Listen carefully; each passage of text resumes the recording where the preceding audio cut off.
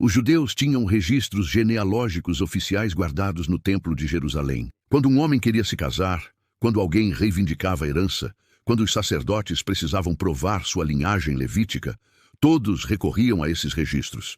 Então, por que os evangelhos, que foram escritos por judeus para uma audiência que entendia a importância das genealogias, simplesmente ignoraram os pais de Maria? Existem algumas teorias sobre isso, e eu quero que você entenda cada uma delas, porque elas nos ajudam a compreender não apenas por que a Bíblia silencia sobre Joaquim e Ana, mas também como a igreja primitiva pensava.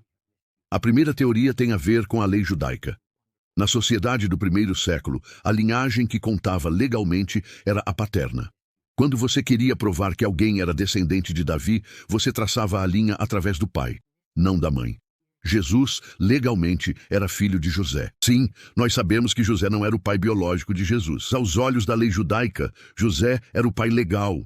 Ele aceitou Maria como esposa, sabendo que ela estava grávida. Ele deu seu nome a Jesus. Ele o criou como filho. Por isso, quando Mateus e Lucas registram a genealogia de Jesus, eles seguem a linhagem de José, porque era através de José que Jesus tinha direito legal ao trono de Davi.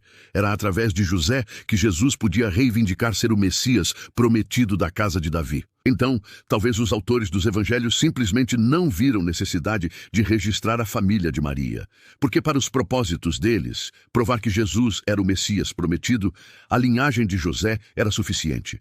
Mas existe uma segunda teoria, e essa é mais intrigante. Os evangelhos foram escritos décadas após a morte e ressurreição de Jesus. Mateus foi escrito por volta do ano 80 depois de Cristo.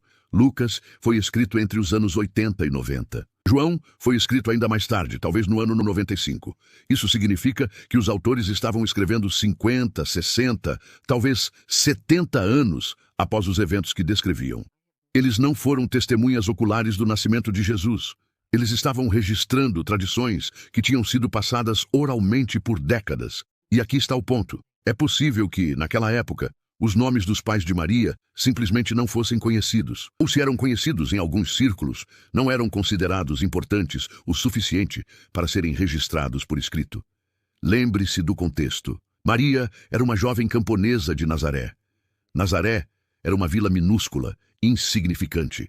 Não era um centro religioso, não era um centro político, era apenas uma vila pobre na Galileia. As pessoas importantes da época, os sacerdotes do templo, os fariseus de Jerusalém, os escribas que mantinham os registros oficiais, essas pessoas provavelmente nunca tinham ouvido falar da família de Maria. Por que se importariam com os pais de uma camponesa da Galileia?